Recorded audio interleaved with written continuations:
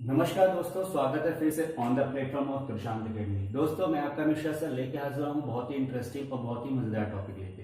दोस्तों, आज मैं कवर करने जा रहा हूँ 8th क्लास का ही नेक्स्ट टॉपिक, नेक्स्ट चैप्टर, जिसका नाम है अंडरस्टैंडिंग क्वाड्रिलेटरल्स। दोस्तों, आज मेरे साथ आप डीपली एकदम बारीकी से अंडरस्टैंड करेंगे, बेसिक से लेकर हर चीज मैं आपको बताऊंगा कि क्वाड्रिलेटरल्स का बेसिक क्या है, कैसे क्वाड्रिलेटरल बने हैं, कितने टाइप के होते हैं और उनकी क्या क्या प्रॉपर्टीज होती हैं।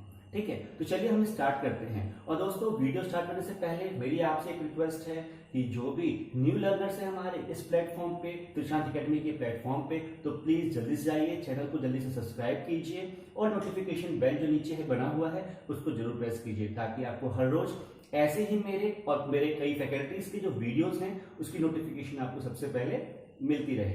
ठीक है दोस्तों, चलिए हम स्टार्ट करते हैं। दोस्तों, क्वाड्रिलेटरल को समझने से पहले हमें दो तीन चीजें बेसिक समझनी चाहिए। क्या चीज? पहली कि प्लेन सरफेस क्या होता है और प्लेन कर्व क्या होता है। दोस्तों, प्लेन सरफेस क्या होता है? वो ऐसा सरफेस जो एकदम प्लेन हो। फॉर एग्जाम्पल, जैसे कि आपके पेज होता है, पीस ऑफ पेज होता है ना, एक कॉपी का एक पेज ले लीजिए आप। ठीक है, वो क्या होता है? एकदम ही प्लेन होता है। फॉर एग्जाम्पल देखिए, जैसे मेरा ये ब्लैक बोर्ड है, सॉरी व्हाइट बोर्ड है, ये एकदम प्लेन है, कहीं पे भी ऊपर नीचे नहीं है। ठीक है, तो ये क्या हुआ? प्लेन सरफेस हो गया। आपका एक स्टडी टेबल होगा, वो भी एकदम प्लेन होगा। वॉल है दीवार घर की, वो क्या एकदम प्लेन है, तो क्या होता है? वो प्लेन सरफेस होता है। अब बात आती है प्लेन कर्व की। ठीक है, प्लेन कर्व क्या होता है? व्हेन वी ज्वाइन, देखिए plane curve, when we join many points by not removing pencil and thus form certain figure। देखिए, प्लेन कर्व क्या होता है कि हमने बहुत सारे ऐसे ऐसे करके पॉइंट है और हमने क्या किया है, उसको हमने एक पेंसिल उठाई और एक पॉइंट से स्टार्ट किया, सारे पॉइंट को हमने जोड़ना स्टार्ट किया। ठीक है, सारे पॉइंट हमने जोड़ दिए और ये स्टार्टिंग से लेकर एंडिंग पॉइंट तक ये जुड़ गया। ठीक है, तो इसको हम क्या कहेंगे? एक प्लेन कर्व कहेंगे। कर्व की डेफिनेशन और है, क्या है कि वो जो हमारे कर्व है, ये मैंने कुछ रफली बना दिया है। इसको अगर हम एक सिस्टमैटिक वे में बनाएं तो एक सिस्टमैटिक वे में क्या बनेगा कि अगर मैं एक पॉइंट यहां जोड़ूं, एक पॉइंट यहां जोड़ूं और एक पॉइंट यहां जोड़ूं, तो इसको ये ज्वाइन किया, ये ज्वाइन किया और ये ज्वाइन किया। आप ध्यान से देख रहे होंगे कि हमारे पास क्या है? 3 पॉइंट है। ठीक है, 3 पॉइंट है, हमने तीनों पॉइंट को एक के बराबर एक ज्वाइन कर लिया विदाउट रिमूविंग द पेंसिल या मार्कर। ठीक है, तो हमने क्या गौर किया कि एक पॉइंट से दूसरे पॉइंट पर जोड़ने वाली जो लाइन सेगमेंट है, ये लाइन है, वो क्या है? एक स्ट्रेट लाइन है। ध्यान गौर कीजिएगा, वो स्ट्रेट लाइन है। ठीक है, तो हमेशा प्लेन कर्व में जो लाइन होती है वो हमेशा स्ट्रेट होती है। ठीक है, और इसकी अगर मैं आपको क्लासिफिकेशन बताऊं तो प्लेन कर्व जो है, इसकी 2 क्लासिफिकेशन होती है। क्या? एक होता है ओपन कर्व, एक होता है क्लोज कर्व। दोस्तों, ओपन कर्व क्या होता है कि जहां पे ये जो कर्व बने हुए हैं वो क्या है? ओपन है।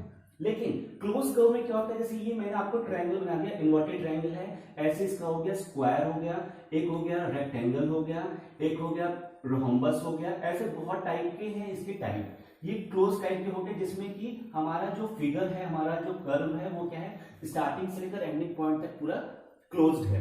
ठीक है, और ओपन में क्या होता है कि हमारा कर्व तो है, हमने पॉइंट्स को ज्वाइन तो किया है, लेकिन ये ऐसे करके ज्वाइन होके यहाँ पे ओपन हो गए हैं। ठीक है, ये क्लोज नहीं है। बात समझ में आई? आशा करता हूं कि आपको यहां तक समझ में आया होगा। अब दोस्तों, मैं आपको बताऊंगा कि इसको समझने के लिए और भी कई टाइप होते हैं। ठीक है, एक होता है इंटीरियर और एक होता है एक्सटीरियर, मतलब किसी भी क्लोज कर्व का। अब हम क्लोज कर्व की बात करेंगे, हम ओपन कर्व की बात नहीं करेंगे। ठीक है, अब हम क्लोज कर्व की बात करेंगे। क्लोज कर्व में एक पार्ट होता है, हमें समझने की चीज होती है कि इंटीरियर और एक्सटीरियर। क्योंकि फर्दर अभी हम जो भी प्रॉपर्टीज डील करेंगे क्वाड्रिलेटरल की, उसमें हम एक्सटीरियर और इंटीरियर एंगल्स की भी बात करेंगे। ठीक है, तो उसको समझने से पहले हमको समझना चाहिए कि इंटीरियर और एक्सटीरियर एंगल या इंटीरियर और एक्सटीरियर होते क्या हैं। ठीक है, अब देखिए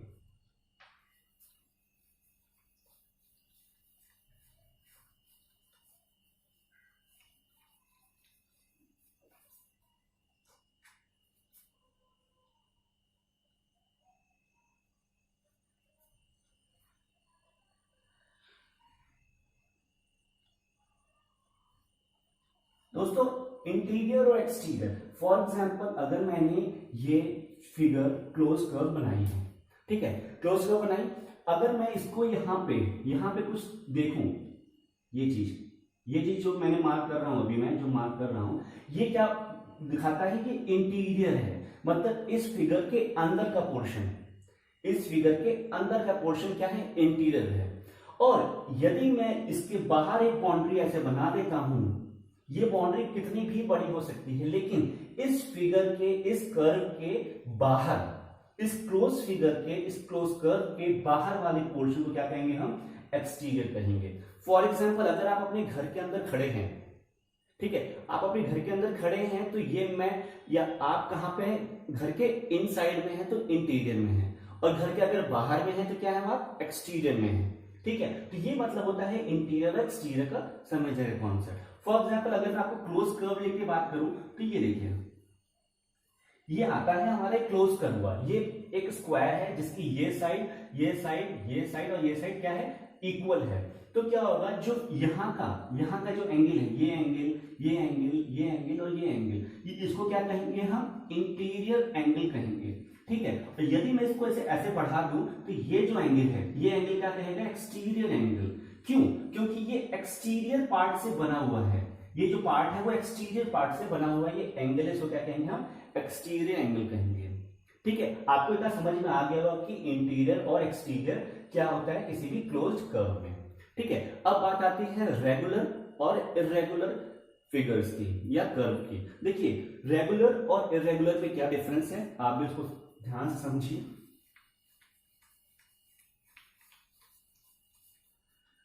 देखिए, रेगुलर और इर्रेगुलर, देखिए रेगुलर में और इर्रेगुलर में क्या फर्क है। रेगुलर में एक कंडीशन आप ध्यान से देखिए कि कोई भी कर्व हो जिसमें कि सेम साइड है और सेम एंगल है। फॉर एग्जांपल मैंने लिया स्क्वायर, ठीक है, स्क्वायर, ये सॉरी रेक्टेंगल बन गया है, या मैंने लिया ट्रायंगल। अब देखिए दोस्तों, ये साइड चारों साइड इक्वल है, पहली चीज। दूसरा, यहां पे देखिए तीनों साइड इक्वल है, ये तो हो गए सेम साइड की, और सेम एंगल मींस ये एंगल क्या हुए, सेम हो गए।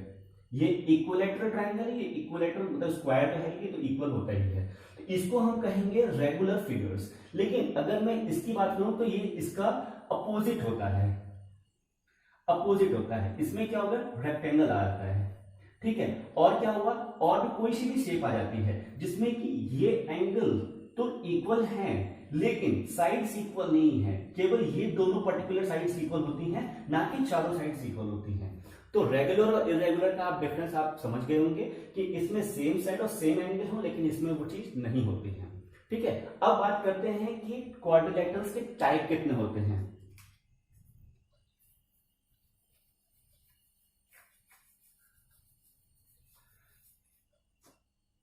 दोस्तों, क्वाड्रिलेटरल्स के आपने देखा होगा कि सुना होगा कि पेंटागन, हेक्सागन, ऑक्टागन, ये जितने भी होते हैं, ये सब क्या है, क्वाड्रिलेटरल्स के टाइप होते हैं। ठीक है, चलिए हम इसको स्टार्ट करते हैं। देखिए, मैंने आपको भी बताया था कि टाइप ऑफ पॉलीगन्स क्या होते हैं। ठीक है, अब चलिए धीरे धीरे बारी बारी से हम एक एक पॉलीगन्स को हम डील करते हैं। देखिए, पहला होता है ट्रायंगल, जिसमें कि हमारे पास नंबर ऑफ साइड्स कितनी होती हैं, 3 होती हैं। और दूसरा होता है क्वाड्रिलेटरल्स, क्वाड्रिलेटरल में क्या होते हैं, 4 होते हैं। ठीक है, 4 साइड्स होती है। अभी क्वाड्रिलेटरल्स के बहुत सारे टाइप होते हैं, जैसे स्क्वायर हो गया, रेक्टेंगल्स हो गए, ट्रेपेजियम हो गया और आपके रोहम्बस हो गए, ये बहुत सारे टाइप्स हैं इसकी। ऐसे पेंटागन में कितने होते हैं, नाम से पता चलता है, पेंटागन मींस 5 साइड्स। देखिए 1 2 3 4 एंड 5। अगर हेक्सागन की बात कर रहे हैं तो इसमें कितने होंगे, 6 साइड होंगे, और ऑक्टागन में क्या होंगे, ये 8 साइड होंगे। ऐसे 7 का भी होता है हेप्टागन, उसको हेप्टोगन बोलते हैं। ऐसे 10 साइड का क्या होता है, उसको बोलते हैं डेकाडॉन, डेकागॉन, ठीक है। ऐसे नंबर ऑफ साइड्स पे डिपेंड करता है, ये है नंबर ऑफ साइड्स, ठीक है, नंबर ऑफ साइड। दोस्तों अब बात आती है डायगोनल्स की, डायगोनल्स को समझने की बात आती है, ठीक है। डायगोनल्स क्या होते हैं, जैसे मान लीजिए कोई सा भी हमने क्लोज फिगर बनाया है, जैसे मान लीजिए हमने बनाया है ये रेक्टेंगल्स, रेक्टेंगल्स थोड़ा सा बड़ा बनाता हूं मैं। देखिए डायगोनल्स को समझने क्या होता है कि एक हमने बनाया है रेक्टेंगल्स, डायगोनल्स वो लाइन सेगमेंट होती हैं जो किसी भी नॉन कॉन्जिक्यूटिव पॉइंट्स को जोड़ती हैं। देखिए एक पॉइंट हो गया इस फिगर का, ये इस फिगर का, और ये 3-4 पॉइंट हो गए नॉन कॉन्जिक्यूटिव, मैंने बोला है मतलब यहां से स्टार्ट किया तो इसके जस्ट बाद वाला नहीं, ये वाला हो सकता है, तो यहां से ये लाइन जोड़ने वाली इस लाइन को कहेंगे हम डायगोनल, ठीक है। कोई भी फिगर हो जिसमें कि वो लाइन जो नॉन कॉन्जिक्यूटिव पॉइंट्स को ज्वाइन करती है उसको क्या कहते हैं, हम डायगोनल्स कहते हैं, ठीक है। अब बात आती है कि क्वाड्रिलेटरल्स क्या होते हैं, मतलब क्वाड्रिलेटरल की डेफिनेशंस, पर्टिकुलर डेफिनेशंस, मतलब कितने टाइप के होते हैं, क्या प्रॉपर्टीज है, उस पर हम डील करते हैं। दोस्तों आगे बढ़ने से पहले मैं आपको एक चीज बता दूं कि इसमें एक और कॉन्सेप्ट होता है कॉन्वेक्स फिगर और कॉनकेव फिगर का। देखिए होता क्या है कि कॉन्वेक्स और कॉनकेव दो फिगर होती है हमारे पास।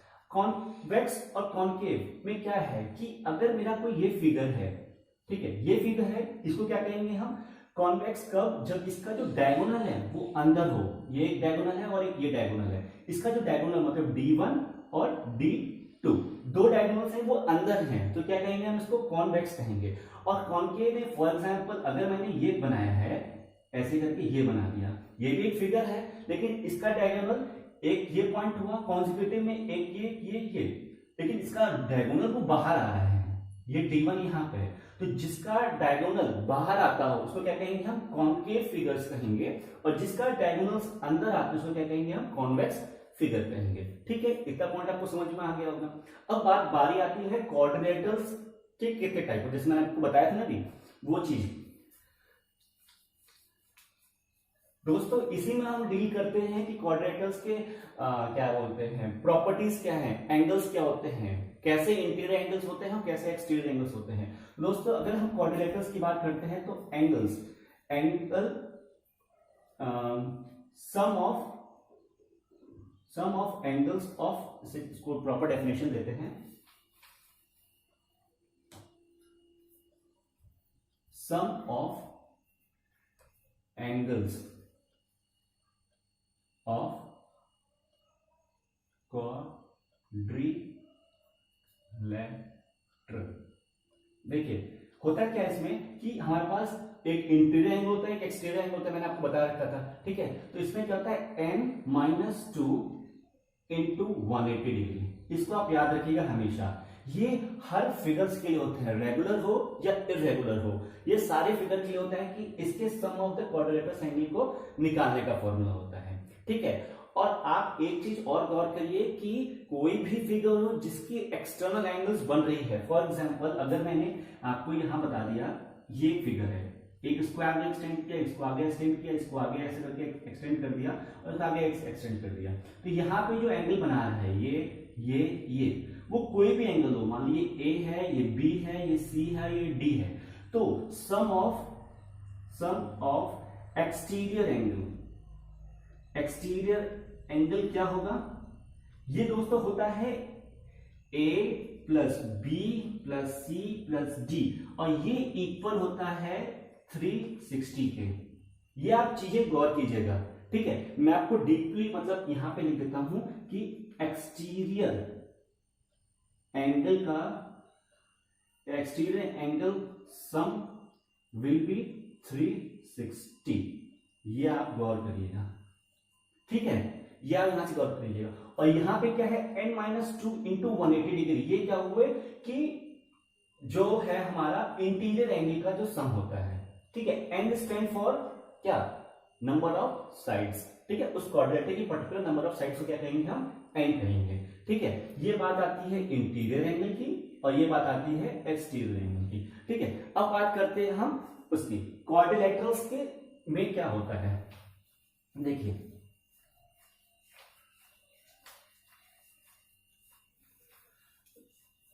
दोस्तों, बारी आती है क्वाड्रिलेटरल्स की। क्वाड्रिलेटर देखिए बहुत टाइप के होते हैं। एक होता है ट्रेपीजियम, ठीक है, एक होता है रोम्बस, एक होता है काइट। लेकिन जो भी प्रॉपर्टी, और एक होता है पैरेललोग्राम। ठीक है, चार मेजर टाइप होते हैं, बाकी स्क्वायर और रेक्टेंगल्स आप जानते ही हैं। ठीक है, इसमें जो भी प्रॉपर्टीज होती है वो सब में फॉलो करती हैं। मतलब क्वाड्रिलेटर सारे है ना, सारे प्रॉपर्टीज, मतलब जो भी एक पर्टिकुलर प्रॉपर्टीज वो सारे फिगर्स में काम करेगी। ठीक है, मैं कोई एक फिगर लेके चलता हूं, फिर मैं आपको उससे एक्सप्लेन कर दूंगा। देखिए क्या है कि अगर मैं बात करूं रेक्टेंगल की, देखिए रेक्टेंगल पर्टिकुलर क्वाड्रिलेटर है, इसमें क्या प्रॉपर्टी, मान ली इसका एक मैं नाम ले लिया ए बी सी और डी। देखिए इसकी पहली क्या प्रॉपर्टी होती है कि ये जो एंगल है, ये जो भी एंगल है वो क्या होगा, ये जो अपोजिट एंगल है, ये वाला अपोजिट एंगल है, इसको हम कहेंगे अपोजिट एंगल। ठीक है, दूसरा ये जो साइड्स में एंगल है ए और बी, इसको हम कहते हैं सप्लीमेंट्री एंगल। क्या कहेंगे, supplementary angle. Means that angle A plus angle B equal to 180 degree. ठीक है, सप्लीमेंट्री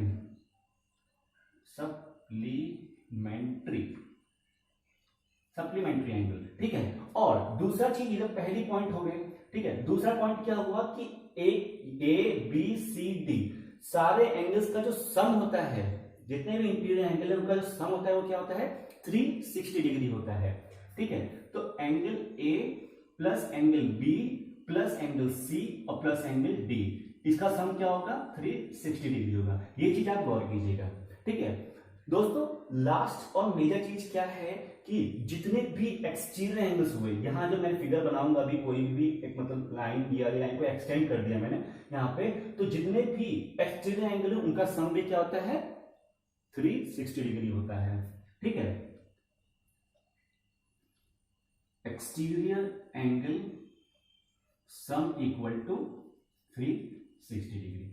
दोस्तों छोटी छोटी चीजें हैं, यही हमें ध्यान देने की चीज होती है, क्योंकि एग्जामिनेशन में क्या होता है कि हमें पर्टिकुलर चीज बोल देते हैं कि चलिए हमको एंगल ए पता करना है और एंगल बी ये दिया हुआ है, बताइए एंगल ए क्या है।